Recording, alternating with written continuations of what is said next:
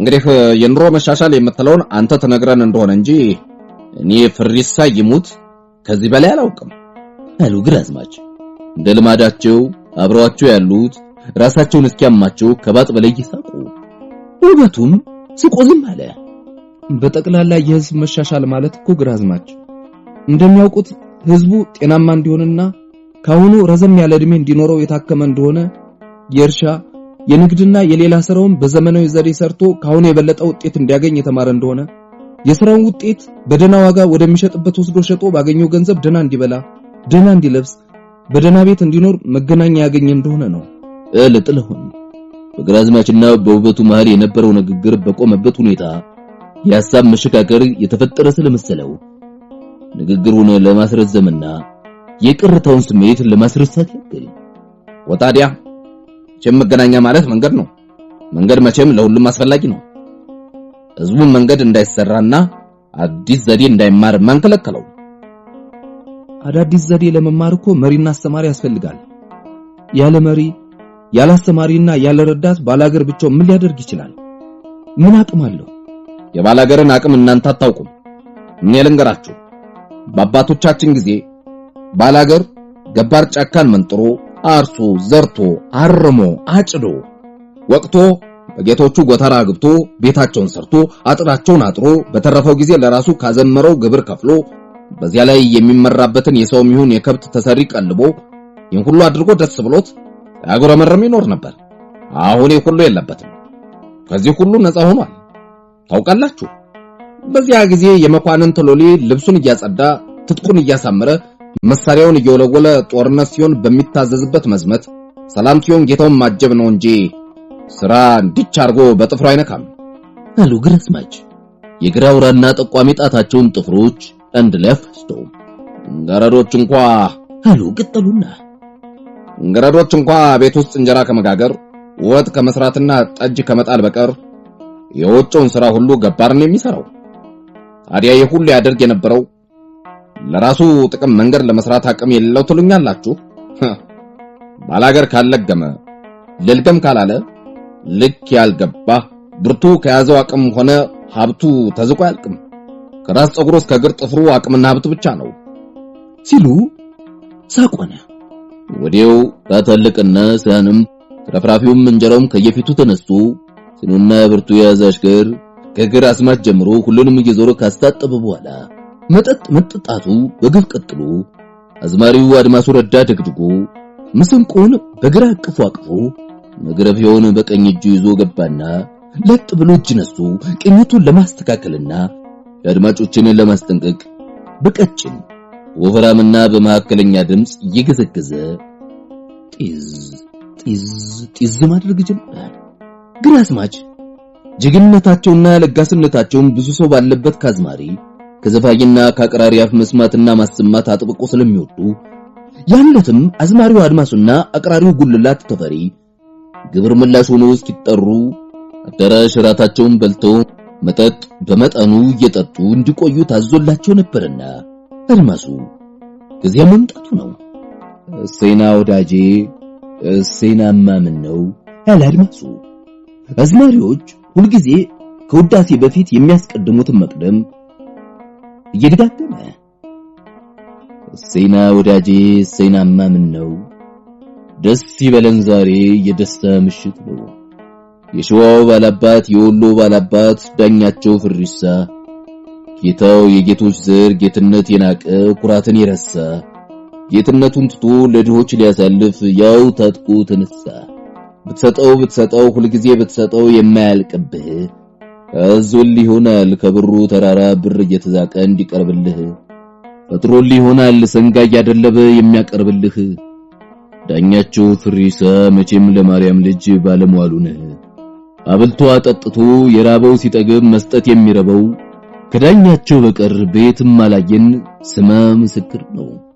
አባ ግፈው ዳኜ ጎራዴው ጎልድፎ ወዲያው አድፎበት ሳለው ወለወለው በፋሽስት አንገት ዳኛቸው ጎራዴ ባለብር ወለባ ሰገበው ከፋይ የትዬ ጎራዴ ባለወርቅ ሾህሮ የዝራው ወረቀት የሌለው መሳይ እንደዚህ አጊጡ በወርቅ ተንቆጥቁጦ እንደ መልኩ ማማር ጠባዩ ባማረ ከመወደድ አልፎ ከቶም እንደ ጣዖት ይመለክ ነበር። ዳሩ ምን ሆናል ጠባዩ ክፉ ነው በመልኩ የሚያሙኝ በመልኩ አታላይ ወዲያ ፈተጣለው ከወገብህ ላይ ሰው ቆርጦ የሚበላ ውድ አይደለም ወይ? ዳኛቸው ጎራዴ ጥሩ ገበሬ ነው የሚያደንቀው ሁሉ ያቀናው መንጥሮ ግሚራን በሙሉ ፋሺስት ያልቻለውን ከአውሮፕላን ጋራ ጣሊያን ያልቻለውን ከመትረየስ ጋራ ካዳፍናቸው ጋራ ዳኛቸውን ገጥሞ በሰናዲርና ባሮጌው ጅግራ ለዘር አልተረፈም አለቀ ግሚራ። መንግስትን ሊወጋ ሸፍቶ ባላገር አባ ግፈው ዳኛ አቃጥሎ ጨርሰው አንድ ነፍስ ሳይቀር እግዚአብሔር እንደገና አዳምና ሔዋን ካልፈጠረ በቀር ግሚራ ያስፈራል ምድረ በዳ ሆኖ ባዶውን እንዳይቀር። ሴቱም ወንዱም አልቋል አልተረፈም ለዘር። እዩት እዚያ ማዶ የጣሞች ከተማ የነበረው ድሮ አሁን በሱ ፈንታ ይታያል በሩቁ አመድ ተከምቶ ብሎ አድማሱ ረዳ ገና ያሰናዳቸውን ግጥሞች ዘፍኖ ሳይጨርስና ከእንግዶቹም አንዳንዶቹ ግጥም ለአዝማሪው ለመስጠት ሲዘጋጁ ጃሎ መገን ያለ ጉልላት ተፈሪ ከውጭ ያቀራራ ሲገባ አድማሱም ሌሎቹም እንደመደንገጥ ብለው ዝም አሉ። ጃሎ መገን ያለ ጉልላት ግጥሙ እስኪመጣለት መቅድሙን እየደጋገመ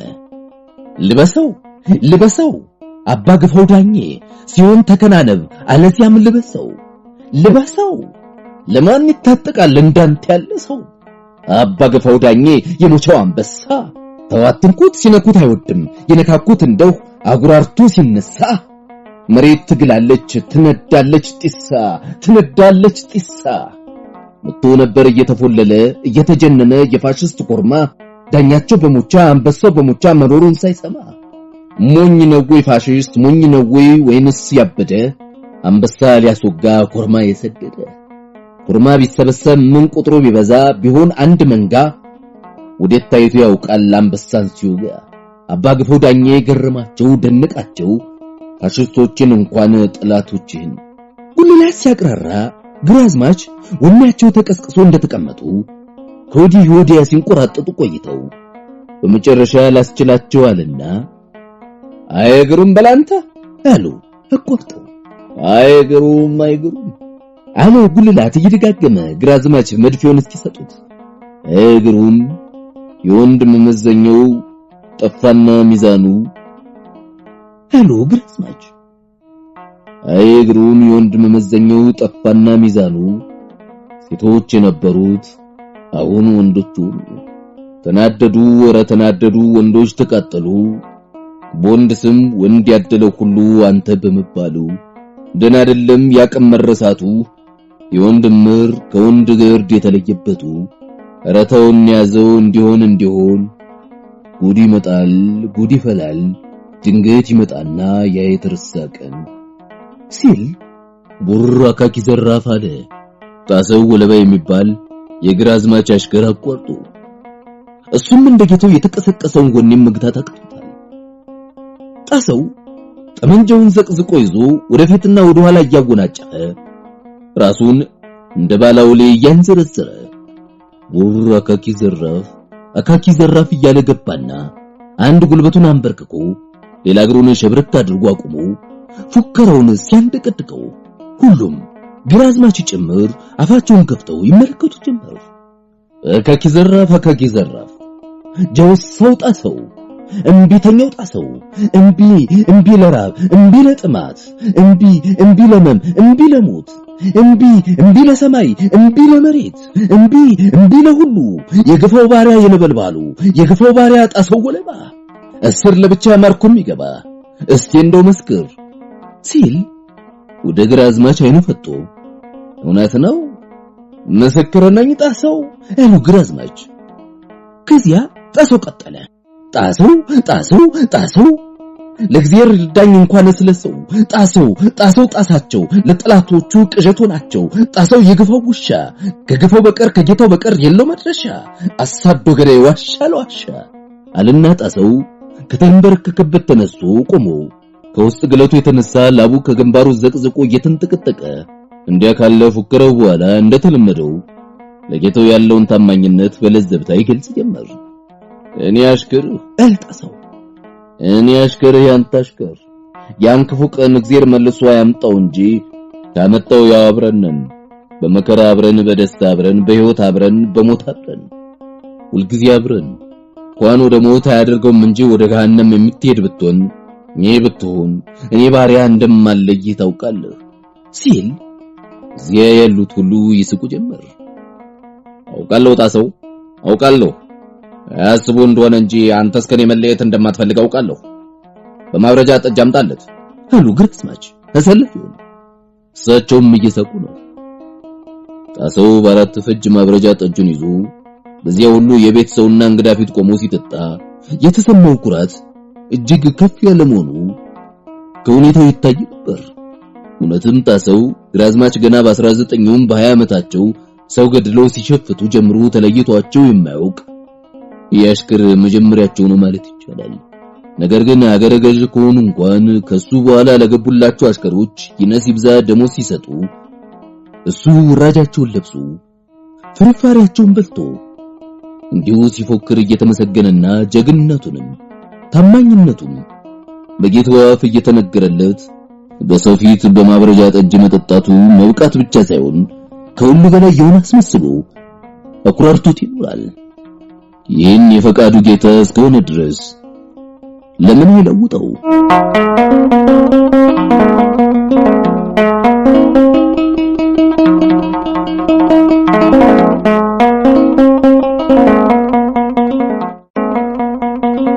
ምዕራፍ 16 ቀዩ ጣና። ውበቱ ለጥላሁን የገዛለትን 5 ጋሻ መሬት ባሳየ መብራቱ መሪነት አስረክቦት ጥላሁንና ባለቤቱን ሶፊያን ከየኪው ሹማምንት ጋር አስተዋውቆና በተለይ የወረዳው ገዢ ግራዝማች ዳኜ እንዲረዷቸው አደራ ብሎ ወደ ጎሬ ከተመለሰ በኋላ አሳዩም አለቃውን ሸኝቶ ወደ ስራው ስለተመለሰ አዲስ ጎጆ ወጦች ሶፊያና ጥላሁን እንዳዳዲስ ጎጆ ወጦች ሁሉ የትዳርን ትግል የኑሮን ጦርነት ብቻ ለብቻ ተጋጠሙት። ቡና ለቀማ ከታህሳስ መጨረሻ በፊት ስለማያልቅ እስከዚያ ድረስ የጥላሁን አይነተኛ ስራው ቡና ማስለቀም ነበር። ጠዋት በአንድ ሰዓት ተነስቶ ቡና ወደሚለቅሙበት ይሄድና እስከ 2 ሰዓት ለለቀማ የሚመጡትን ሰዎች እንዳመጣጣቸው ተረጽቦ ለ25ቱ አንዳንድ አስለቃሚ መድቦ ካሰማራቸው በኋላ 2 ሰዓት ላይ ቁርስ ሊያደርግ ወደ ቤቱ ይመለሳል።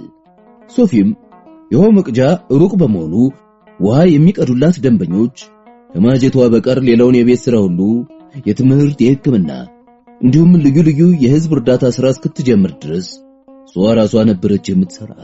ጥላሁን ወዲያው የኪ እንደደረሰ ቡናውን ሲሰርቁ ተይዘው የመጡትን 30 ሰዎች ሹማምንቱ ይገረፉ ይታሰሩ ሲሉ እሱ ቡናውን አስቀርቶ ለሰዎቹ የለቀሙበትን ዋጋ ክፍሎ ማሰናበቱና ከዚያም ቀጥሎ ወዳ መክፈል አቅቷቸው ወህኒ ቤት የታሰሩትን ሰዎች ሁሉ እዳቸውን አስቀድሞ እሱ ከፍሎ በቡና ለቀማ ሥራ እንዲከፍሉት ማስፈታቱ እሱንና ሶፊያን ከየኪና ከአካባቢው ህዝብ ጋር ደህና አድርጎ ስላስተዋወቃቸው በንግዶቹ ሊደርስ የሚችለው ችግር ሁሉ በእነሱ አልደረሰባቸውም።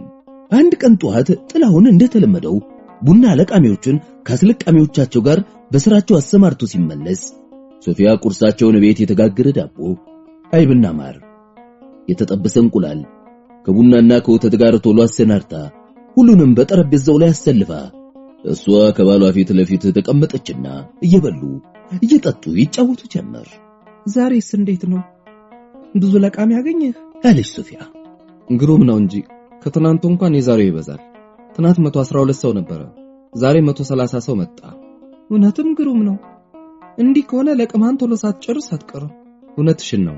ቀደም ብዬ ያሳየ ምክር በሰማ ኖሮ እስካሁን አገባድድ ነበር።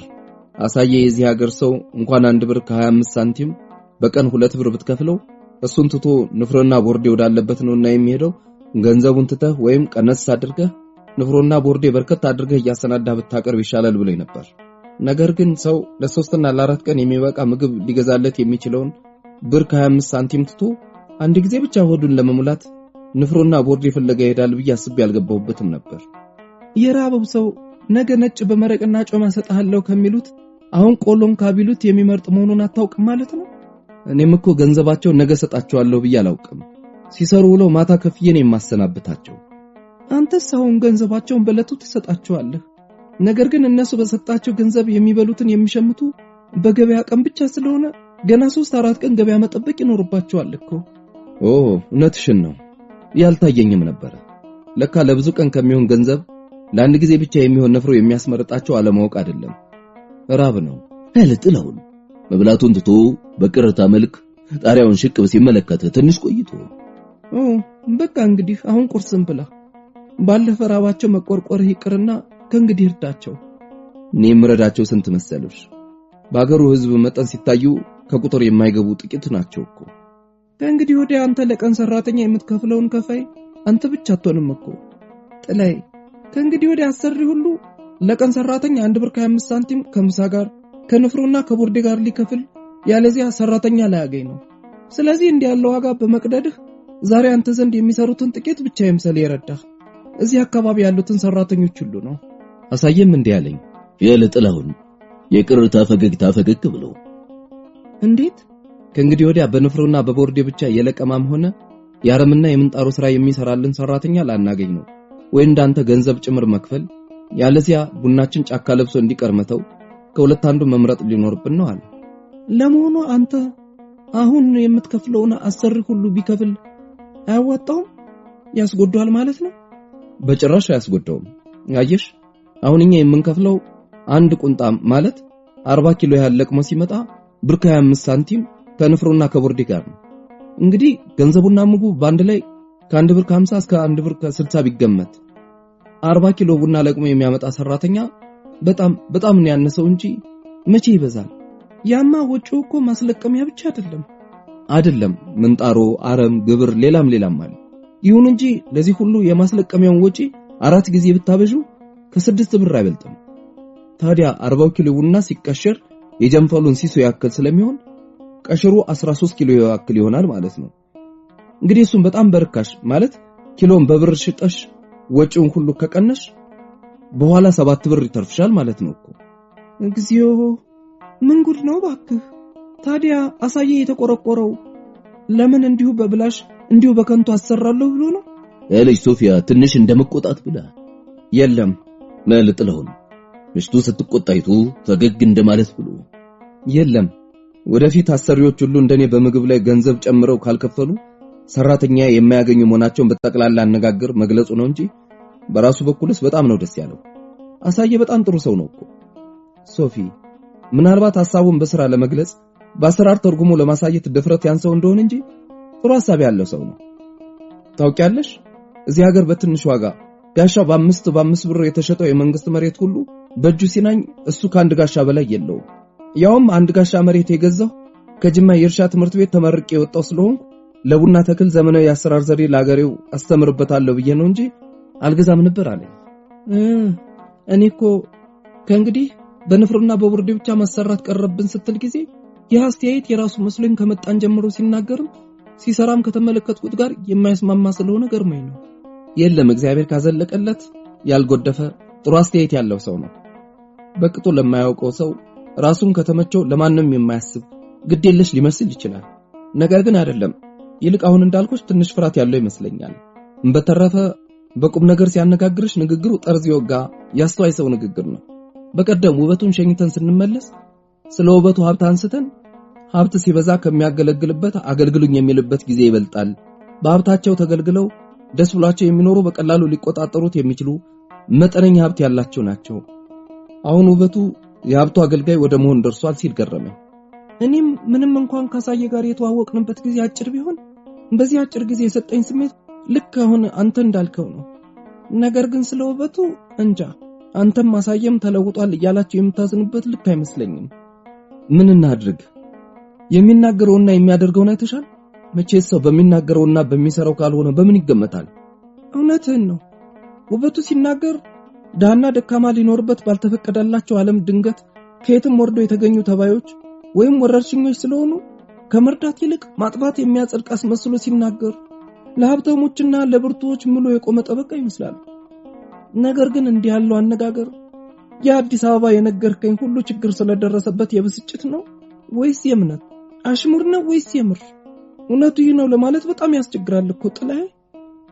ካንተ የተለየ ሐሳብ ይዞ ስለተከራከረ የተለወጠ መስሎ ያን በሱ ላይ የነበረን ታላቅ ተስፋና እምነት አትለውጥ። እስቲ ትንሽ ጊዜ ቆይ ባክህ። ምናልባት በክርክር መልክ ወደፊት ሊገጥመን የሚችለውን ልዩ ልዩ ችግር ማመላከቱ ይሆናል። እንዳፍሽ ባደረገው እንዴት ጥሩ ነበር። ግን አይደለም፣ ውበቱ ተለውጧል ያለ ጥላሁን ምሽቱ ስለ ውበቱ ስትናገር አፉን ከፍቶ አይኗን ሲመለከት ቆየና ከዚያ ከጠረጴዛው ባሻገር በአንጻሯ ከተቀመጠበት ተነስቶ በጎኗ ተቀመጠና ወንበሩ ይቆረቁርሻል፣ ለዚህ ተቀመጪ አለ ጭኑን እያጣፋ። ሶፊያ እንደታዘዘችው ጭኑ ላይ ተቀምጣ ያልታዘዘችውን በሁለት እጆቿ ፀጉሩን ወደ ኋላ ማለዘብ ስትጀምር አይኖቹ ቀና ብለው ከአይኖቿ ተገናኙ። ከዚያ ከንፈሮቹ ከከንፈሮቿ ትንፋሽ እስኪያጥራቸው ተሳስመው ጉንጮቿን ፊት ለፊት በሁለት እጆቹ እንደያዘ አይኖቹን ከተከደኑበት ሲገልጥ እሱን በሶስት አይና መስታወቴ፣ ጉድለቴን፣ እድፍ ጉዴን ሁሉ የምታሳየኝ የኔ ጥሩ መስታወት አለ በድካማ ድምጽ። ከዚያ ደግሞ እንደገና አፍላፍት ያይዘው አይኖቻቸውን ከድኖ በፍቅር ባህር ጠለቁ። እንዲያ እንዳሉ እንዲያ አፍላፍት ያይዘው አይኖቻቸውን ከድነው በፍቅር ባህር እንደጠለቁ ባላምበራስ ጉደታ ራጎ ደጅ ቆመው እየተመላለሱ ይጣሩ የሚሰማቸው አጡ። እንዴት አደራችሁ ቤቶች ሰላም አሉ ባላምበራስ። በመጨረሻ ሰው የለም ብለው ለመሄድ እያመነቱ ያን ጊዜ ብቻ ባልና ሚስቶች ሰሙና ሶፊያ ከባሏ ጭን ተነስታ ቁርስ ያደረጉበትን ዕቃ ሰብስቦ ወደ ሁለተኛው ክፍል ስትገባ ጥላሁን እንግዳውን ለማየት ወጣና ጤና ይስጥልኝ አባቴ፣ እኔን የሚፈልጉ ያለ አቶ ጥላሁን ማለት አንተ ነው? አሁን እኔ ነኝ። ለታደሉ ልጅ አንተ ቤት መጥቼ አንተን እንጂ ማንን ፈልግ መሰለህ? እኔ ባላምበራስ ጉደታ ራጎ እባላለሁ። ታዲያ ወደ ቤት አይገቡም? የማይቸኩሉ እንደሆነ ይግቡ ባክዎ። አንተ ወደ ስራ የማትቸኩል ከሆንህ እኔስ አልቸኩልም። ለመተዋወቅና ወዲያውም አንዳንድ የምነግርህ ጉዳዮች ስላሉኝ ልነግርህ ነው የመጣሁ። እንግዲያውስ አባቴ ይግቡ ባክዎ፣ ይግቡ አባቴ ብሎ ጥላሁን መንገድ ለመምራት ቀድሞ ሲገባ ባላምበራስ ጉደታ ተከትለውት ገቡና ባሳያቸው ወንበር ላይ ተቀመጡ። እሱም አንድ ወንበር ጎተት አድርጎ በአንጻራቸው ተቀመጠ። የአገር ሰው ቀዩ ጣማ የሚላቸው ባላምበራስ ጉደታ ራጉ ዘለግ ብለው አካላቸውን ስጋ ያልከበደው ከእድሜውም ከልማድ ከትከሻቸው ትንሽ ሰግደድ ያሉ ጠጉራቸው ከመብዛቱና ከመንጣቱ የተነሳ ነድፈው በራሳቸው ላይ የከመሩት ጥጥ የሚመስል ጢማቸው የደስደስ ያለው የሽማግሌ ፊታቸውን እንዳይሸሽግ መስመር ጠብቀው በጥንቃቄ የከፈከፉት የነጭ ሐር ክፈፍ የሚመስል 70 ዓመት ያክል የሚሆናቸው ውብ ሽማግሌ ናቸው። የሚናገሩት ደስ የሚያሰኝ ወይም የሚያሳዝን እንደመሆኑ ፊታቸውን ፈጋ ኮስተር እያደረጉ ሲናገሩ በንግግራቸው በአይኖቻቸውና በከንፈሮቻቸው የሚታየው እንቅስቃሴና ጠቅላላ ንቃታቸው በተፈጥሯቸው ብልህ መሆናቸውን ያመለክታሉ። ጓደኝነታቸው ከጣሞች ጋር ስለሆነና የጣሞችን ቋንቋም ባህልም ደና አድርገው ስለሚያውቁ ያገሩ ሰው ቀዩ ጣማ የሚል ስም አውጥቶላቸዋል። ያን ዕለት ነጭ ተፈሪ ቅዱስ ሱሪና እጀ ጠባብ በዚያ ላይ ካችኮት ለብሰው ባላረንጓዴ ጥለት ነጭ ኩታ ደርበው በጣም አምሮባቸው ነበር። እኛ ቁርስ አድርገን ስንነሳን የመጡ ቡና ይምጣሉ አባቴ ያለ ጥላሁን እንግዲህ ልጄ የጧት ቡና አይከፋም? ከወተት ጋር ወይስ ብቻውን? ኦሮሞ ወተት ይወዳል። የሞሮሞ ስለሆንኩ ወተት ወዳለውና ከወተት ጋር ይሁንልኝ ልጄ አሉ ባላምበራስ አሁንም በፈገግታ። ከዚያ ጥላሁን ሶፊያ ወዳለችበት ሄዶ ቡና ከወተት ጋር ዳቦ ጭምር እንድታመጣላቸው ነግሯት ተመለሰና አብሯቸው ተቀመጠ። ስሜን ቅድም ነገርኩ መሰለኝ። ባላምበራስ ጉደታ ራጎ እባላለሁ።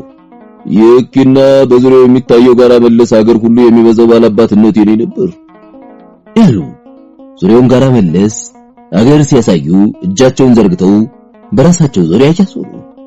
አባቴ ቀኛማች ራጎ አሉ ቀጥሉና አባቴ ቀኛማች ራጎ እንዲያውም በራስ ተሰማ ጊዜ ግዛቱ ጭምር ተሰጥቷቸው አቅልጠው ገዝተውታል። ታዲያ እሳቸው ሲሞቱ ሁሉም ቀረ። ሁሉም ከሳቸው ጋር ሞተ። ብቻ ግድ የለም አያሳዝንም አሉ ባላምበራስ። የአባታቸው ጌትነትና የእሳቸው ድህነት በአንድ ላይ የቀሰቀሱትን ሐዘን በውሸት ፈገግታ ለመሸፈን እየተጣጣሩ ትልቅ ሰው ነበሩ ልጄ ያሉ ፈገግ እንዳሉ ቀና ብለው ጥላሁንን እያዩ ሰው ሁሉ እንደ ታቦት አክብሮ እርቱ የሚወዳቸው ትልቅ ሰው ነበሩ። በ120 ዓመታቸው ሞቱ። 120 ዓመት ጥሩ እድሜ ነው። መቼ ሞቱ? የሞቱበት ጊዜ ስሩቅ ነው። ቢጠሩት አይሰማም። ታዲያውን ግዛቱ ቢቀርቦ የዚህ ሁሉ መሬት ባላባት ከሆኑ በሲሶ ያገኙት ብዙ ጋሻ መሬት አለው ማለት ነው። ብዙ ጋሻ መሬት?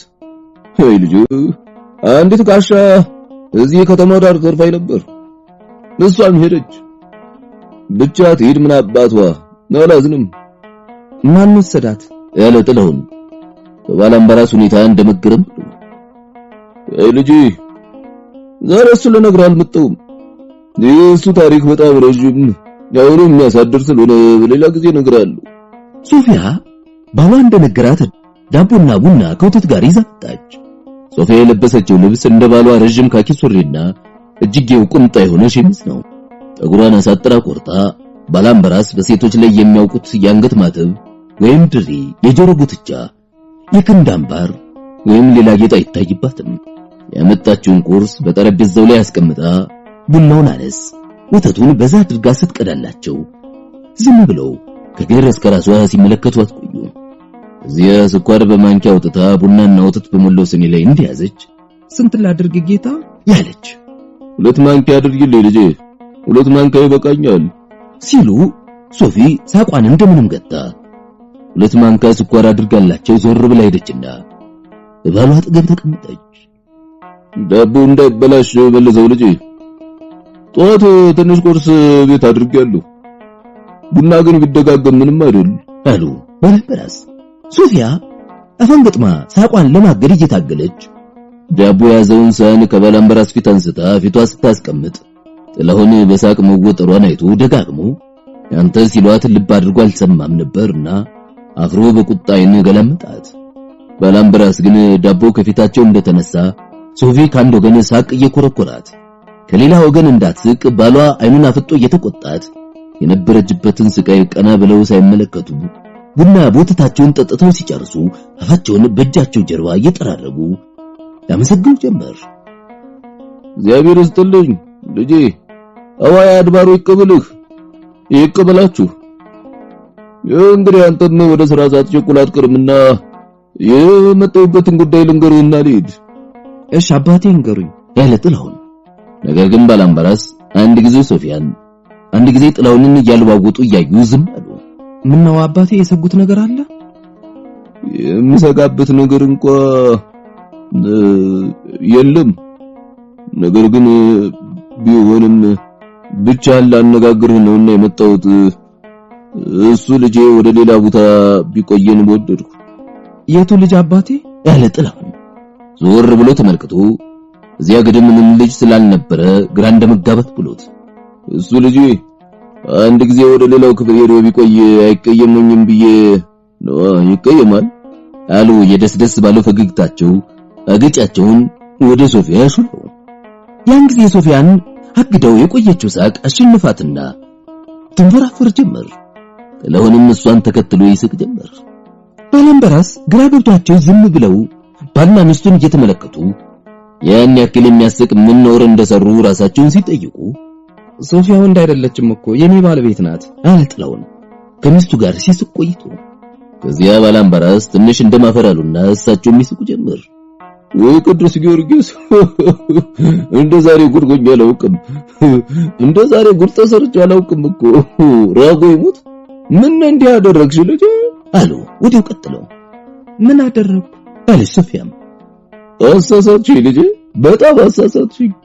እንደ ወንድ ሱሪና ሸሚዝ ለብሰሽ ማተብና ድሪ ባንገትሽ ጉትቻ በጆሮሽ ሳታረጊ ጠጉርሽን ቆንደላ ሳትሰሪ ወይም ጉተና ሳታደርጊ ሳይሽ ጊዜ ወንድ መሰልሽኝ እናንተ አልኩሽ። ከዚህ የበለጠ መሳሳት አለ? ምንም አይደል፣ አልቀየምም። የዛሬ መቤቶች የተማራችሁ ናችሁ ነው እንጂ የድሮዎቹ ቢሆንም አይቀየማሉ። ወንዱን አንቺ ማለት ብርቱ ስድብ እንደመሆኑ ሴትዮዋን አንተ ማለትም እንደ ስድብ የሚቆጠር ነው። የድሮ ሴቶች ሲምሉ እንኳን ይህን ባደርግ ወይም ባላደርግ እውነት መቀነት በወገቤ አላዘርኩም ይላሉ። እውነት ሴት አይደለሁም ማለት ነው። የዛሬዎቹ ግን ይልቁንም ከላይ የምትመጡት ባህላችሁ ልዩ ነው። በእንግዲህ ልጄ ማለፊያዋን ወይዘሮ አንተ ያልኩ ሳላውቅ ነውና ማርኝ። አረረ እባክዎ ምንም አይደል ያለች ሶፊያ እየሳቀች። እንኳንስ ልንቀየም በጣም ነው ደስ ያለን አባቴ። ሁለታችንም ይህን ያክል ስቀን አናውቅም እኮ አለ ጥላሁን ምሽቱን ተከትሎ። እሺ እንግዲህ ወደ መጣሁበት ጉዳይ ልመለስና ብትፈቅድልኝ ተነስቼ ልንገርህ ያሉ ባላምባራስ ለመነሳት እየሞከሩ። አረ በእግዚአብሔር አባቴ ምን ማለት ነው? ልጆች እኮ ነን። ስናገር ተነስታችሁ ስሙ ማለት እንደሆነ እንጂ እንዲህ ያለው በጭራሽ አይታሰብም አለ ጥላሁን ሁለት እጆቹን ወደ ባላምባራስ ዘርግቶ እየተመጠነ። አይደለም ልጄ እንደሱ ማለት አይደለም። ልቤ ስላከበረ ነው። መከበር በእድሜ ወይም በሹመት ብቻ አይደለም፣ በስራ ትልቅነት ጭምር ነው። የሰዎች ከክንድ ሙሉ በማይበልጥ ግምጃ ጠቅልለው የሚይዙት ታቦት የሚከበረው በሚሰራው የተቀደሰ ስራ በሚሰራው ታምር ነው እንጂ በትልቅነቱ አይደለም። አንተም በሰራው የተቀደሰ ስራ በሰራው ታምር ልቤ ስላከበረ ነው እንጂ በእድሜህማ የትናንት ልጅ መሆንህን የዋየው የለ። ምን ታምር ሰራው አባቴ? አንተ ስትመጡ እኔ እዚህ አልነበርኩም። ጌጫ የሚባል ሀገር ቤት ስላለኝ እዚያ 5 ወር ያህል ቆይቼ ገና ከትናንት ወዲያ ማታ ነው የመጣው። ታዲያ እዚህ እንደደረስኩ ሊጠይቁኝ የመጣው ሁሉ በመንገድ ያገኘኝም ሁሉ የሚያወራው ያንተን የሚያስገርም ስራ የሁለታችሁን ደግነት ነው። በመጣህ ማግስት ይሁን ሳልስት 30 የሆኑ 40 ባላገሮች ቡናን ሲለቅሙ ተይዘው ሹሞች ፊት ቀርበው ይታሰሩ ይገረፉ እያሉ የተሰበሰበው ሁሉ ሲተች እንደገና አንተ ባለሀብቱ በመቆጣት ፈንታ በማዘን ለለቀሙት ቡና ዋጋ ከፍለህ አስለቅቀህ ሰዳሃቸዋል አሉኝ። ሁለተኛ በዳ ታስረው ወይን የሞሉትን ሰዎች እዳቸውን ከፍለህ አስፈትተህ አሁን ምሳቸውና ለመኖሪያ የሚበቃቸውን እየሰጠህ ደስ ብሏቸው ይሰራሉ። ከዚህ ሌላ አንተና ይህች እንደኔ የምሰድባትን የምታባብል ባለቤትህ የታመመ ወዴት አለ እያላችሁ በየቤቱ እየዞራችሁ ያለ አንድ ሳንቲም በሽተኞችን ስትፈውሱና ችግረኞችን ስትረዱ ትውላላችሁ አሉ ልጄ። እንዲህ ያለ ግሩም ስራ እንዲህ ያለ ታምር የሚሰራ እስከዛሬ እንኳንስ እዚህ ባይናችን ልናይ በሌላም ሀገር አለ ሲሉ በጆራችን ሰምተን አናውቅ። ይህን ሁሉ ስሰማ እጅግ ተገርሜ በአገሩ ሰው ስም መጥቶ ያመሰገነ ሰው እንዳለ ብጠይቅ የለም ስላሉኝ በዚህ አላዋቂ ህዝብ ስም እግዚአብሔር ይስጥ እግዚአብሔር ለሁለታችሁም ይስጣችሁ ለማለትና ወሬውም ለመተዋወቅ ነው የመጣው። እግዚአብሔር ለመልካም ስራችሁ እጥፍ ድርቡን ይክፈላችሁ አሉ ባላምባራስ የእግዚአብሔርን ስም ሲጠሩ እሱ ወዳላየበት ወደ ለያይ። ስለተናገሩት ሁሉ እግዚአብሔር ይስጥልኝ አባቴ። ብቻ አሁን ካሉት ሁሉ የሚበዛውን ያደረግነው ለራሳችን ጥቅም ስንል ነው እኮ ያለ ጥላሁን ባላምባራስ በተናገሩት ልቡ ተነክቶ የሚናገረው እየተደናገረው። አይ ልጄ እናንተ ይህን ሁሉ ለሰው በመስራት ምን ጥቅም ታገኛላችሁ? ቢያንስ ጥቅሙ ሳይጓደል ሌላውን መጥቀም የሚወድ ዛሬ ይገኝ መሰለ? አይገኝም እኮ። ሁሉም እኔ ብቻ ልጠቀም ባይ ነው። ከዚህ ሌላ ምንም ካንተ ከተማርከው እኔ ደንቆሮ ባላውቅ ሀገራችንን ስለማውቀው ትፈቅድልኝ አንድ ትንሽ ምክር ልስጥህ። የክፉ ልብ መቼ ነው ጥልቅ ሐዘን የሚሰማው ቢሉት መልካም ስራና መልካም ሰሪ ያየለት አለ ይባላል። ይህ ክፉ ሰው የሀገረ ገዣችን መልካም ስራና መልካም ሰሪ ደመኞቹ ናቸው። አንድ ሰው በመልካም ስራው ሲመሰገን የሰማ እንደሆነ ያን ሰው ካላጠፋ እንቅልፍ አይወስደውም። ስለዚህ በመልካም ስራ ጉዳት እንዳይደርስብህ ያም አንተን እንዳናጣ እስቲ እየተጠነቀቅ። ግራዝማች ዳኜ ወዳጃችን ናቸው እኮ አባቴ። ነው ማለፊያ ወዳጅነታችሁን ያዝልቅልን። ለእናንተ ብቻ ሳይሆን እግዚአብሔር ለኛ ጭምር ሲል ወዳጅነታችሁን ያዝልቅልን። ቢሆንም መጠንቀቁ ለማናቸውም ቢሆን አይከፋም ልጄ። መቼም እስከዛሬ እንደምናውቀው ወዳጅነቱ ደና አድርጎ እስኪያውቅና ወጥመዱን እንደማይለቅ አድርጎ አጥብቆ እስኪሰራ ነው። ከዚያ አልፎ አያውቅም አሉ ባላምባራስ ፍርጥም ብለው። ራሱ የሚያውቁት ማስረጃ ኖሮ ነው እንዲህ የሚሉ ወይስ በግምት ወይም እንዲሁ አልባልታ በመስማት ነው? ነው ልጄ ራስ የማውቀውን ይዤ ነው እንጂ እንደኔ ያለው ሽማግሌ ግምቱን ይሆናል የሰማውን ይባላል በማለት ፈንታ ነው ብሎ ይናገራል። ካልቸኮልክ ምንም እንኳን የሱ ጉድ ተነግሮ ባያልቅ አንዱን አሁን ልንገርህ።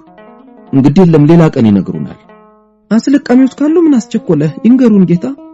እሺ ደግ ይንገሩን ያለ ጥላሁን ምንም እንኳን ግራዝማች ዳኜ ሲታሙ መስማቱ ቢቀፈው በሰው ፊት ሶፊን ላለመቆም እሺ ልጆቼ ያሉ ባላምባራስ ጉደታ አንገታቸውን ደፍተው ትንሽ ቆይተው ቀናሉና አንድ በበጎ ስራው ሰው ሁሉ የሚወደው የሚያመልከው እዚያ አጠገባችን ቴፒ በምትባል ከተማ የሚኖር ሀብታም ሰው ነበር።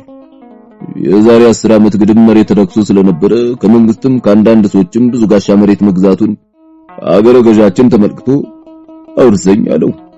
ታዲያ ሰውየው እንደልቡ ተናጋሪ መሳይ ነበርና በሰፊት እርሶን መቼ ወልጅ ሆኖ የማወርሶ ሲል ጊዜ ደፈርከኝ ብሎ በቤቱ አስሮ እየደበደበ በአሽከሮቹ ፊት የውርስ ወረቀት አስፈርሞ ለቀቀው። ሰውየው እንደተለቀቀ ጎሬ እየተመላለሰ የክስ መጥሪያ እያመጣ እረፍት ስለነሰው አስገድሎ ሬሳውን ወንዝ ውስጥ ጥሎት እዚያ ተገኘ። ኋላ ምን ሆነ መሰላችሁ? መርማሪዎች መጥተው አገረ ገዡ ቤት ተቀምጠው ድግሳቸውን ሲበሉ ሰነበቱና ሰውየው ከመገደሉ 1 ዓመት ቀድሞ የሞተ ሰው ገድለው ብለው በሐሰት እንዲመሰክሩ በገንዘብ የተገዙ ምስክሮች የሰጡትን ቃል ተቀብለው ተመለሱ። ከዚያ በኋላ ዝም ተባለ። ዛሬ ነፍሰ ገዳይም የገደለውን ሰው ርስት ወርሶ ተቀምጧል። ሁለተኛ የዛሬ 6 ዓመት አንድ የዳኛን ስም ብቻ ሳይሆን ስራውን ጭምር የሚያውቅ ጥሩ ዳኛ መጥቶ አገረ ገዡ ያለ ፍርድ ያሰራቸውን በፍርድ ፈቶ እየለቀቀ ያለ ፍርድ ርስቱን ለተቀማው እንዲለቀቅለት እየፈረደ የሰውን ሁሉ ልብ ማረከው። ሰው ሁሉ ለካ በኃይለኛም ኃይለኛ በዳኛም ዳኛ አለበት እያለ ከገዢው ወደሱ ተገለበጠ። አንድ ቀን ሰው በተሰበሰበበት አስጠርቶ ህዝብ አሳድመሃል ብሎ ባሰት ወንጅሎ ሞት ቀረሽ አስደብድቦት አለው። ከዚያ ሲድን ዓመት ሙሉ በጎሬና በዚያ መሃል መጥሪያ የሚሉት ነገር አለ።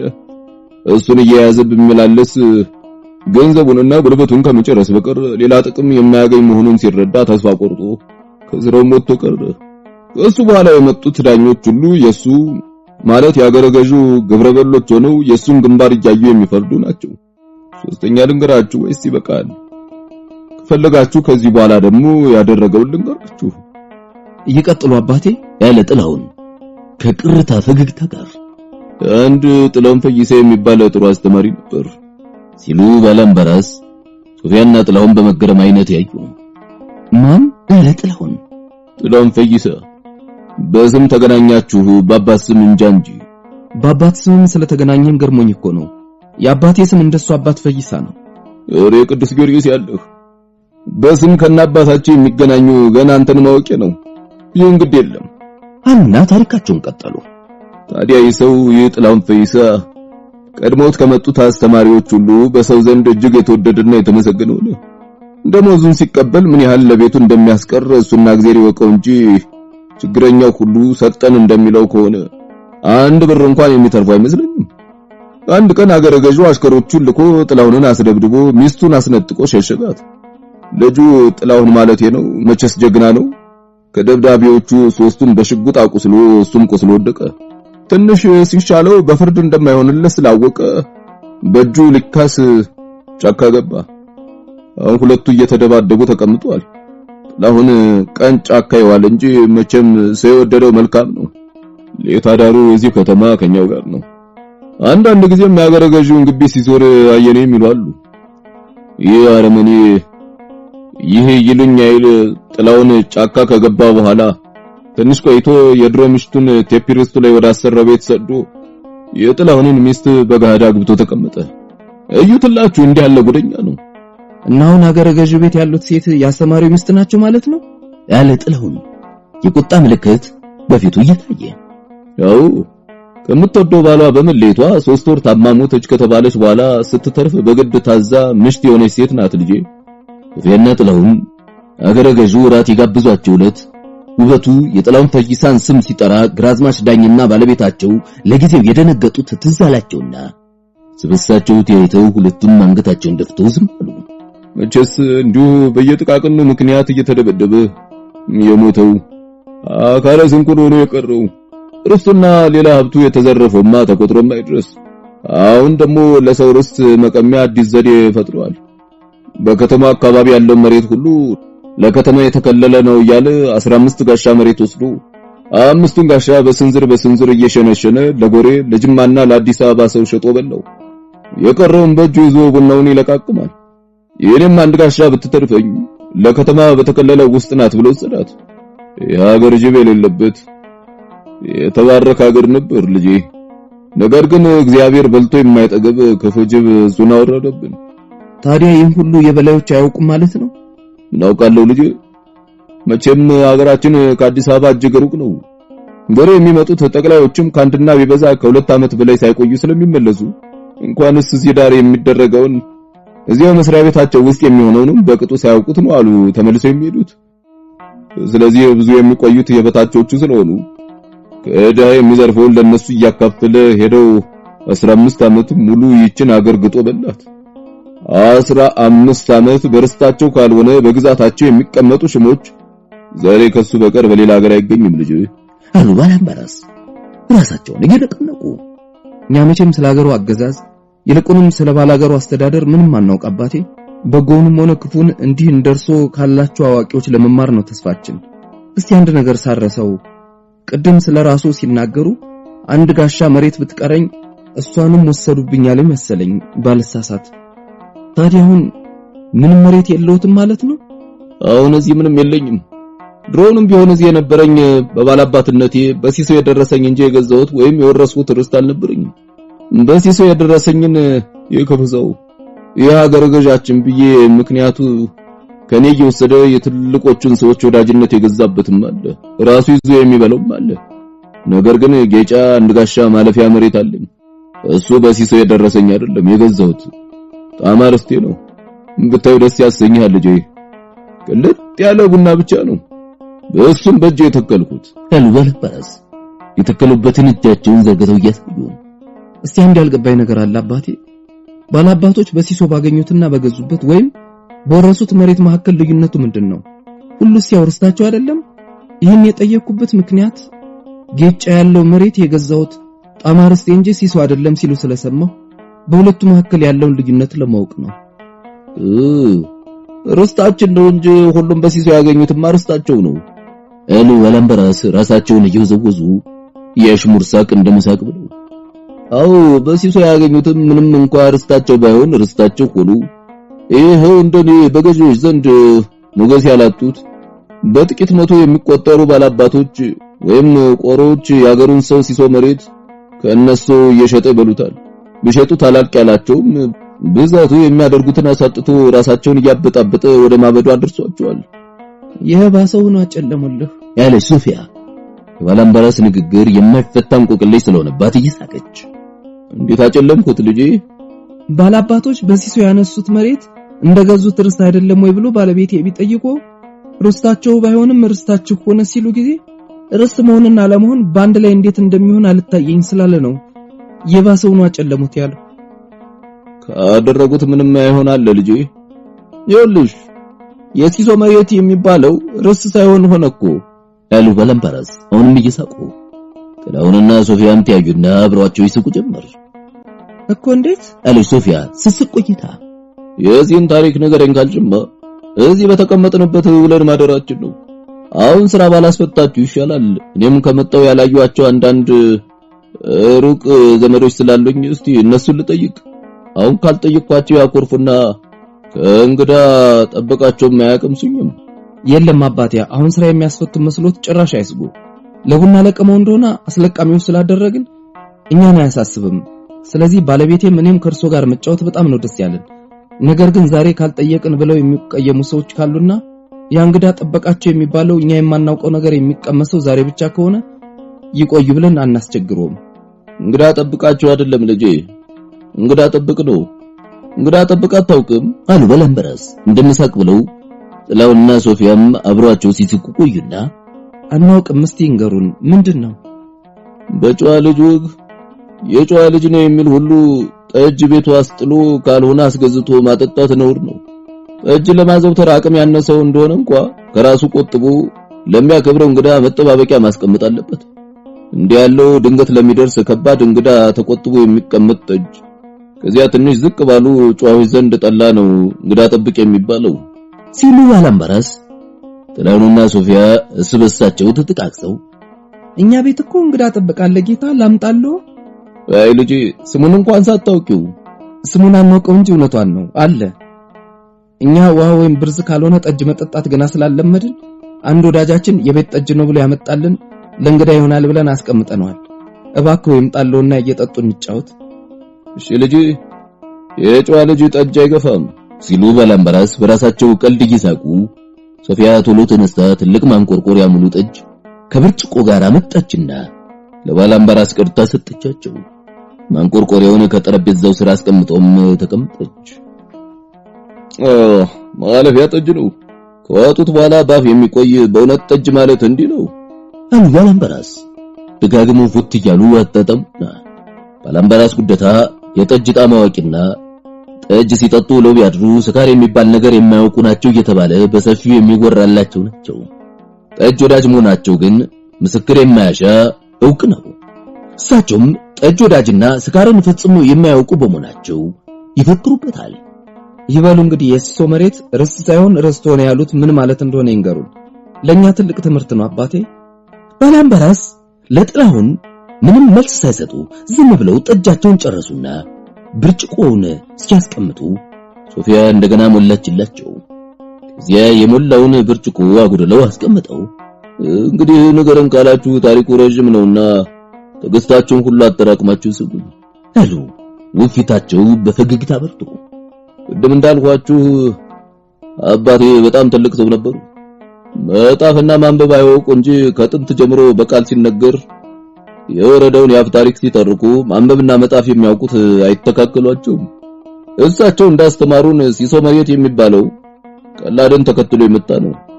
ቀላድም ኦሮሞን ተከትሎ የመጣ ነው።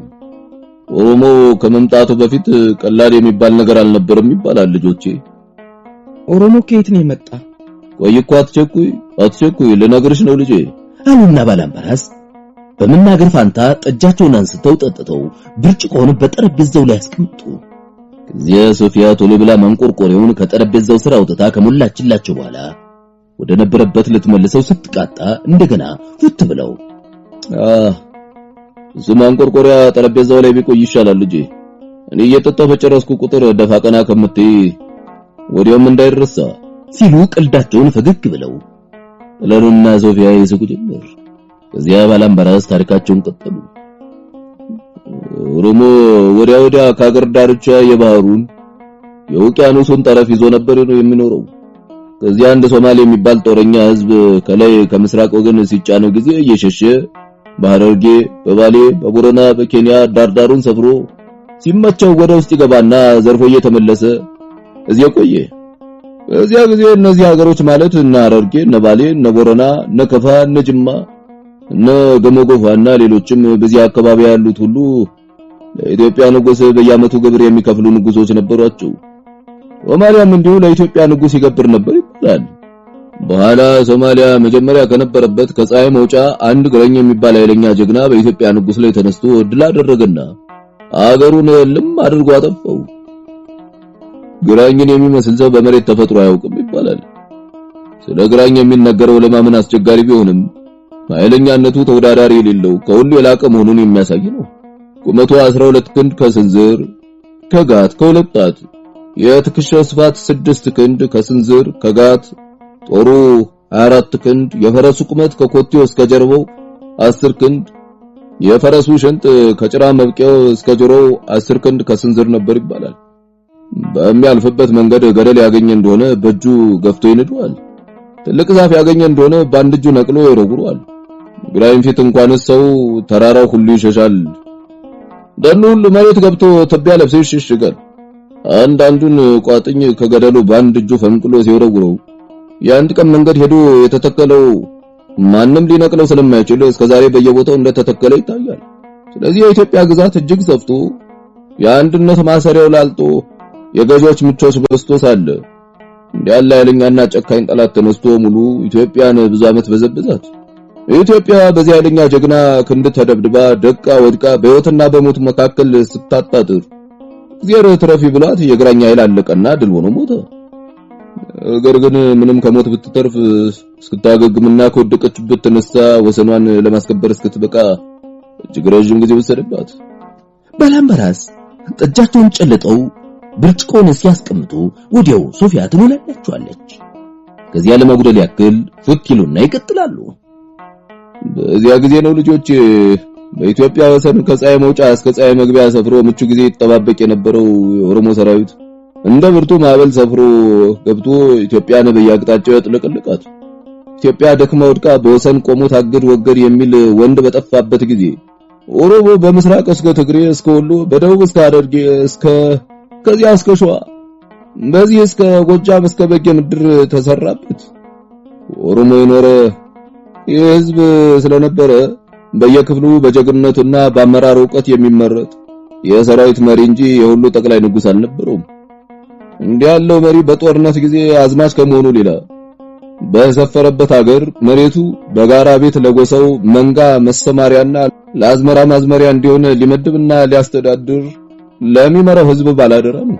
በኋላ ጦርነት ቀርቶ ሰላም ሆኖ ወራሪነት የገባው ኦሮሞ በየሰፈረበት ነዋሪ ሲሆን በየጊዜው የጦር አዝማች መምረጡም ቀረና ፊት የተመረጡት መሪነትንም ሆነ አስተዳዳሪነትን እንዲያዙ መቅረት ብቻ ሳይሆን ከእነሱ በኋላ ዘራቸውን እንዲወርስ አደረጉ። ይሁን እንጂ የኢትዮጵያ ንጉስ እንደገና ኃይል አግኝቶ ኦሮሞ የሰፈረበትን ሀገር ሁሉ ድል እያደረገ እስኪይዝ ድረስ የኦሮሞ መሪዎች የሚመሩትን ህዝብ ርስት በባላደራነት አስተዳዳሪዎች እንጂ ባለርስት ነን ብለው አያውቁም ነበር። ባላምበራስ ጉዴታ ጠጃቸውን እየጠጡ ለኦሮሞ ታሪክ አባታቸው ብዙ ጊዜ እያመላለሱ ሲናገሩ በመስማት በቃል ያጠኑትን መድገም ከጀመሩ በኋላ የሚጠጡት መጠጥና የሚተርኩት ታሪክ በአንድነት ለሰውነታቸው ሙቅታና ደስታ የሰጡት መሆኑን ከፊታቸው መብራትና ከአንደበታቸው መርታት ይታይ ነበር። ታዲያ እንዲያሩቱ በሆነ አንደበት የሚተርኩትን ታሪክ የገዛ ጀሮቻቸው እየሰሙ ልባቸው ተመስጦ አንዳንድ ጊዜ ባዶን አንዳንድ ጊዜ ከነጠጁ ብርጭቋቸውን በጠረጴዛው ላይ ያስቀመጡ የመሰላቸው ጨምሪልኝ ማለት እንደሚፈልጉ ሁሉ ብርጭቆ የያዘ እጃቸውን መላልሰው ወደ ሶፊያ ሲዘረጉ ሲያዩአቸው ጊዜ ሷና ጥለውን መጀመሪያ እንደምንም ብለው ሳቃቸውን መግታት ቢችሉም ኋላ አላስችል ብለው ሳቁ። ባላምበራስም ያደረጉትን ተገንዝበው አብረዋቸው ይስቁ ጀመር። መጥፎ ልማድ አለኝ። ከመጠጥ ይልቅ ወሬ ያሰክረኛል። ወሬ ሲጀምር አይኖችም ጆሮችም ልቤም ጭምር አፌ የሚናገረውን ተከትለው ስለሚነግዱ የማደርገው ሌላ ሰውነቴ የሚሰራውን አላውቅም አሉ ባላምበራስ እየሳቁ። ወሬም እናንተ አንጠጣም ስላላችሁ ነው መሰለኝ በዚህ ጠጅ እኮ ጨከንኩበት። እንግዲህ ቢበቃኝ ይሻላል አሉ ቀጥለው ብርጭቆ ጠጃቸውን አንስተው እያዩ። እውነታችን ነው፣ እኛ ገና ስላለመድነው ጠጅ አንጠጣም። እባክዎ እየጠጡ እንጫወት። እሺ ልጄ።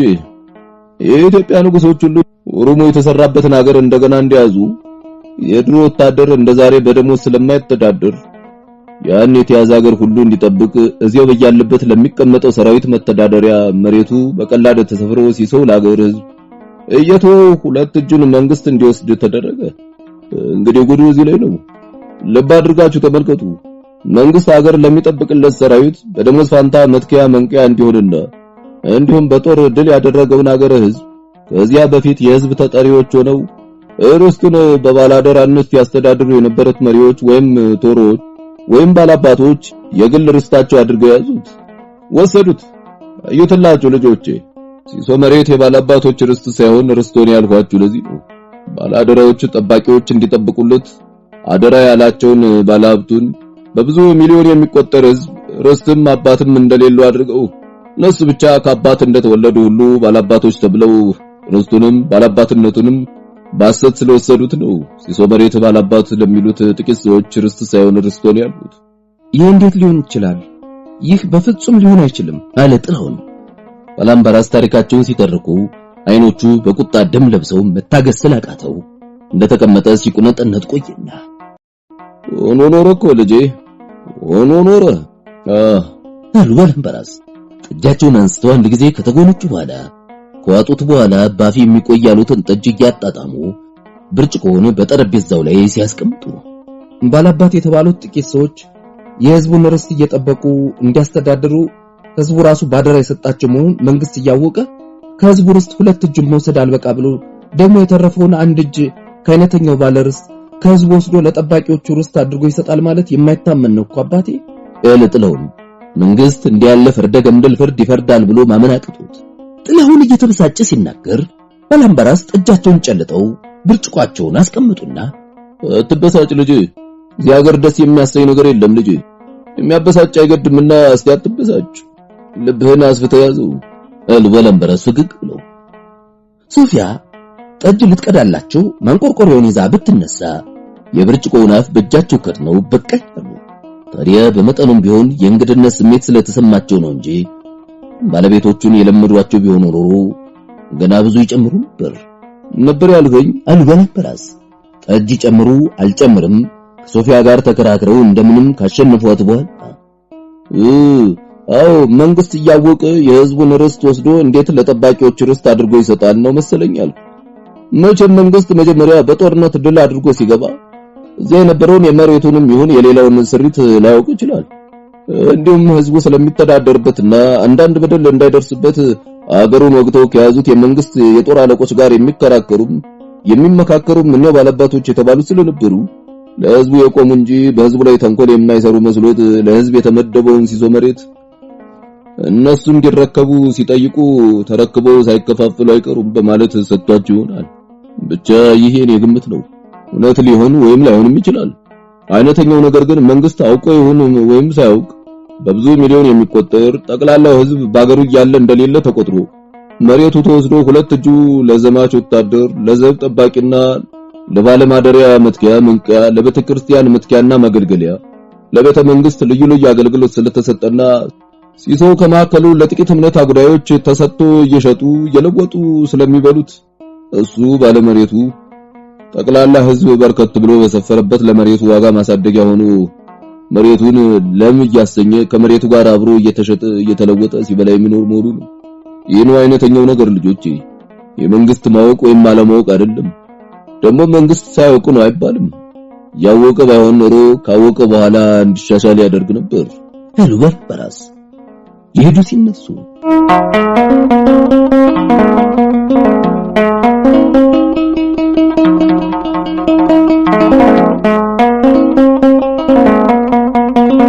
ምዕራፍ 17 በእግዚአብሔር ዳኝነት ተስፋ የቆረጡ ዳኝነት በእጃችን ሲሉ ወዮ ለሁሉ። ጥላሁን ተቀጥሮበት የነበረውን የአስተማሪነት ሥራ እንደማያገኝ መርዶን ማሞ ወልደ ተንሳይ ካረደው በኋላ ውበቱ የኪ በሚባል አገር መሬት ገዝቼልሃለሁ ብሎ ከጥቂት ዓመታት በፊት የጻፈለት ትዝ ሲለውና ወደዚያ ሄደው የግብርና ሥራ እየሰሩ እንዲኖሩ ለሶፊያ ሲነግራት ሌላ አለኝ የሚለው ተስፋ የሚያደርገው ነገር ስላልነበረው ነው እንጂ እሱም ሆነ ሶፊያ ስሙን ካልሆነ መልኩን የሚያውቁትን የእርሻ ሥራ ሰርተው ራሳቸውንና ያገሩን ሕዝብ ለመርዳት የነበረው እምነት የሚያክል ጽኑ ሆኖም አልነበረም። ነገር ግን የኪ እንደደረሱ ቡናቸውን አስለቅመው ያገኙትን ገንዘብ ሁለቱም በከፍተኛ ደሞዝ የመንግስት ሥራ ቢይዙ ኖሮ ሊያገኙት ከሚችሉት ብዙ ጊዜ የሚበልጥ ሆነ። ከአምስቱ ጋሻ መሬት ሁለቱም በገንዘብ ሶስቱን በሲሶ አስለቅመው በጠቅላላ 900 ኬሻ ጀንፈል ቡና ስላገኙ ይህን ሲያስቀሽሩት 300 ኬሻ ወይም 300 ኩንታል ያክል ሆነ። በነጋዴዎች አስተሳሰብ ኩንታሉ በመቶ ፈንታ በ85 ኪሎ እየታሰበ ወደ ፈረሱላ ሲለወጥ 1500 ፈረሱላ መሆኑ ነው። ታዲያ በዚህ ዓመት የቡና ዋጋ ውድ ሆኖ ጅማ ፈረሱላው 30 ብር ይሸጥ ስለነበረ ጥላሁንና ሶፊያ 1500 ፈረሱላ ቡናቸውን ወደ ጅማ ቢልኩት ኖሮ 45000 ብር የሚሸጠውን ወይም እዚያው ትንሽ አቆይተው ቢከራከሩ ፈረሱላውን በ20 ብር እንኳን ሸጠው 30000 ብር ሊያገኙ የሚችሉትን የይክ ነጋዴዎች ስላጭበረበሯቸውና ወዲያውም ሐሳባቸው ከንግዱ ይልቅ ያተኮረው ቶሎ የሕዝብ አገልግሎት ሥራቸውን ወደ ማጠንከሩ ስለነበረ እዚያው የኪ በርካሽ ፈረሱላውን በ15 ብር ሂሳብ ሸጠው 2500 ብር አገኙ። ይህን ያክል ገንዘብ ለማግኘት እንኳን ተስፋ ሊያደርጉ ደፍረው ተመኝተውት የማያውቁ ነው። መቼም መሄድ መልካም ነው። ሰው ያለበት ዙሪያው ጨለማ ሆኖ የሚያየውን የሚጨብጠውን ሲያጣ የሚያደርገው ቅጡ ጠፍቶት ግራ ሲገባው እንደምንም ብሎ ከዚያ መውጣትና መሄድ መልካም ነው። ጫካ ገብተው መንገዳቸው የጠፋቸው አቅጣጫቸውን ያጡ ጉዘኞች እዚያው ዙሪያውን ሲዞሩ ውለው ቢያድሩ በከንቱ ከመድከም በቀር መንገዳቸውን ወይም የሚሄዱበትን አቅጣጫ ሊያገኙ አይችሉም። እዚያ እየዞሩ ጊዜያቸውን የአእምሮና የአካል ኃይላቸውን ከንቱ ከማባከን ይልቅ እሱን ትተው ባጠገባቸው ተራራ መሳይ ቢኖር ወደ ተራራው ባይኖር ከጥምጣመውና ከመዘጋው በላይ ከፍ ያለ ሆኖ ዙሪያውን ሊያሳይ ወደሚችል ረጅም ዛፍ ወጥተው ከዚያ ዙሪያ ገባውን የተመለከቱ እንደሆነ ከገቡበት ጫካ መውጫ መንገዳቸው ይታያቸዋል። መንገዳቸውን ያገኛሉ። ጥላሁን የአስተማሪነት ስራው ለሌላ ሰው መሰጠቱን የሰማለት መሬት ስትዞርበት የነበረበት ቦታ መርገጫ፣ መጨበጫ፣ መቀመጫ የሌለበት ባዶ መስሎ ሲታየው ከዚህ መሄዴ ነው መሄድ የማያውቁትን አዲስ ነገር ያሳያል። አዲስ ነገር ማየትም አዲስ ሐሳብ ይፈጥራል። መሄድ ነው መድኃኒቱ ያለው እንዴት ልክ ነው? እንዴት እውነት ነው? ሶፊያና ኢያሱ አዲስ አበባ ዞሮ ጨለማ ሆኖ የሚያደርጉትን ማየት አቅቷቸው ተጨንቀው ሳለ ከዚያ ወጥተው ወደ የኪ ስለሄዱ ከራሳቸው አልፎ ተርፎ የተቸገሩትን እንደ ልብ ለመርዳት የሚያስችል ሀብት አገኙ። ያገኙት ሀብት እንኳንስ ከትምህርት ቤት በወጡ ማግስት ባዷቸውን ለተሰደዱ ተማሪዎች ከሀብት ጋር ለኖሩትም ትንሽ አይደለ፣ ብዙ ነው።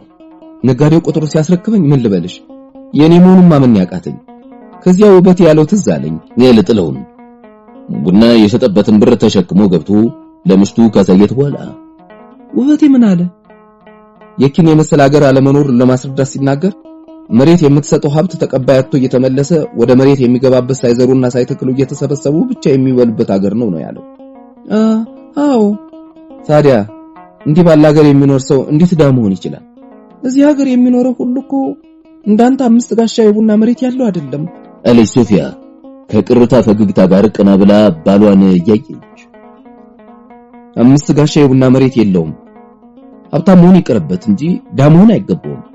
እንዲያ እንጂ ደግሞ ዳ የመሆን መብቱንም ቀማውና አንድየውን መድረሻ ይጣ ምን አባቱ ብላ ሶፊያ ያሽሙር ሳቅ ስትስቅ ባሏም አብራ ሲስቅ ቆዩና እንዴት አትይኝም ይልቅ እሺ እስቲ እንዴት ማለት መልካም አየሽ 3 ጋሻ መሬታችን በሲሶ ሳስለቅም እንደተመለከትኩት ባለሲሶ ሁሉ ቢያንስ ጥቂት ቀን ሰርተው ከሚሄዱበት በቀር ከአንድ ጎተራ ጀንፈል ያነሰ ቡና ያገኙ የለም።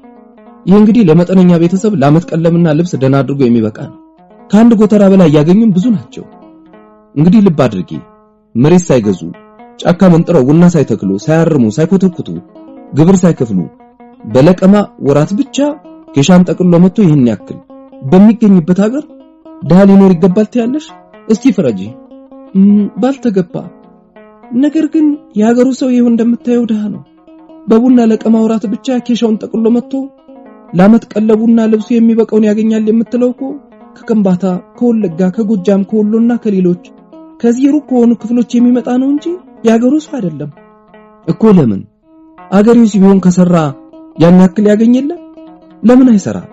ስራ ጠፍቶ ነው ወይስ ምንድነው? የሀገሩ ሰውማ እንጃ ምናልባት መሬቱን እንዳንተና እንደኔ ስራውን እንደባለ ሲሶቹ ከየሀገራችን መተን እሱ እንደሌለ ሁሉ እኛ ርስቱን ስንከፋፈለው በመሬቱና በስራው እሱ እንደሌለ እኛ ከየሀገራችን መተን እስበሳችን ስንገባበዝበት ሲያይ ገርሞት ግራ ገብቶት ሰውንም እግዚአብሔርንም ታዝበው ይሆናል ዝም ብሎ የሚመለከት ያለች ሶፊያ ንግግሯ አዝናበት የቆየችውን ነገር ስለቀሰቀሰው ያዘን ስሜቷ በፊቷ እየታየ ሰውንም እግዚአብሔርንም ታዝበው ያለ ጥለሁን የምሽቱ ንግግር አስገርሞት ታዲያስ የዚህ ሀገር ህዝብ ሰው ብቻ ሳይሆን መንግስት ብቻ ሳይሆን እግዚአብሔር ጭምር ትክክለኛ ፍርድ እንደማይፈርድ ተረድቶ በእግዚአብሔር ፍርድ ጭምር ተስፋ ቆርጦ ሰውንም እግዚአብሔርንም ታዝቦ ተቀምጧል። ሰውም እግዚአብሔርም ትክክለኛ ፍርድ እንደማይሰጡ ያመነ በሰውም በእግዚአብሔርም ፍርድ ተስፋ የቆረጠ ለማን ይግባኝ እንደሚል ታውቃለህ? አላውቅም። ለማን ይግባኝ ይላል? ከእግዚአብሔር በላይ ማን አለ? ለራሱ። አንዳንድ ጊዜ ሰው ራሱ ከእግዚአብሔር በላይ ይሆናል። እግዚአብሔርን እኮ ከሁሉ በላይ የሚያደርገው ስለ ፍርዱ ትክክለኛነት በሰዎች ዘንድ ያለው እምነት ነው። እግዚአብሔር ትክክል የማይፈርድ መሆኑን ሰዎች ካመኑ፣ ሰዎች በእግዚአብሔር ዳኝነት ተስፋ ከቆረጡ ያን ጊዜ ዳኝነት በእጃችን ነው ይላሉ። ያን ጊዜ ከእግዚአብሔር በላይ ሆነው እንዲታያቸው ይፈርዳሉ። ያን ጊዜ ወዮ ለሁሉ